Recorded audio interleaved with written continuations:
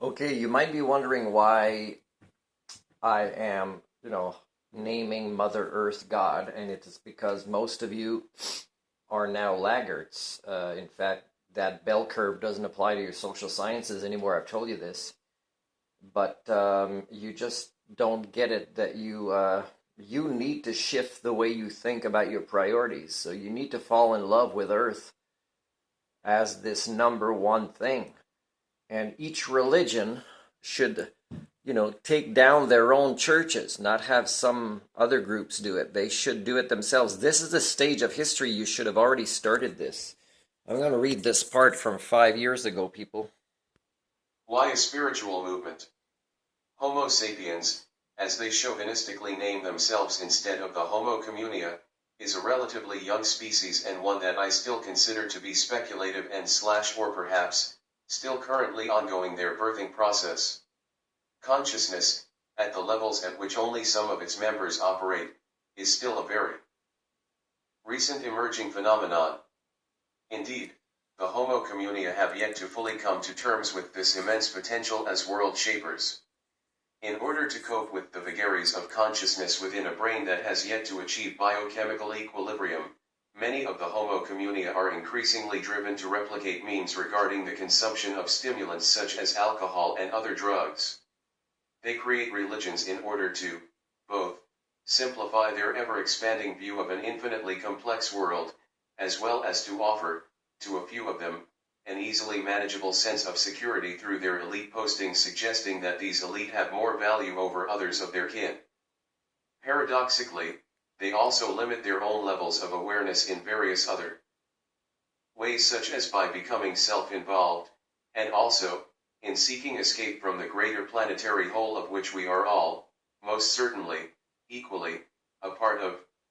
During their current, and unnecessarily overly extended evolutionary stage, the inner psychological forces and or memes that drive the Homo communia also incline them towards spirituality as they born as social creatures strive to connect with a higher level of conscious collective, higher power, so as to help guide them through this transition as a constantly evolving species which possesses a very limited view of the multidimensional concept of evolution, many of them who shy away from their need to become part of something greater than themselves often end up living unhealthy lives from which much suffering can result.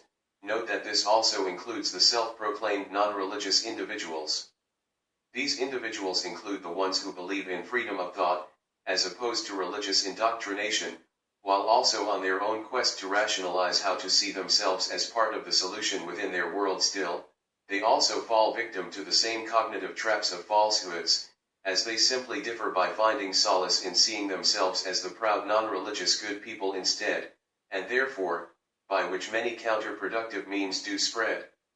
It has long been argued that religious differences are often at the base of conflicts which, in our technological age, are becoming increasingly more lethal to both the Homo communia, but more appropriately, to the largely more important key species/environments within our current global web of life. In much the same way that the Homo communia would benefit from a common language, so too would it be beneficial for Homo communiankind to share in a common, and uniting type of, whole system worldview. This would, of course, be the type that incorporates an all-inclusive symbiotic type of spirituality. Lucky for the Homo communia, this may very well be exactly how the natural world operates. James Lovelock and Lynn Margulis made no explicit mention of a spiritual component within their exploration of GAIAN ideas. Yet the concept of a holistic Gaia is of a self-regulating complex system whose dynamic function is the maintenance of conditions which sustain more complex expressions of carbon-based life forms on this planet. The concept of an all-encompassing benevolent entity could be seen as a protector and provider to ourselves and all of life. This could serve to fill the deep psychological and spiritual needs, so common among the communia, to those who struggle most, as the Homo communia all try to open their eyes to the fact that they are still their own worst enemies for preventing the learning of the appropriate operating system, humanics technologies thinking tools, within their own mind's hardware in order to truly become actualized as Homo sentient sapiens *. Could there be a better choice for a unifying spirituality than one which celebrates cooperative existence among all living creatures.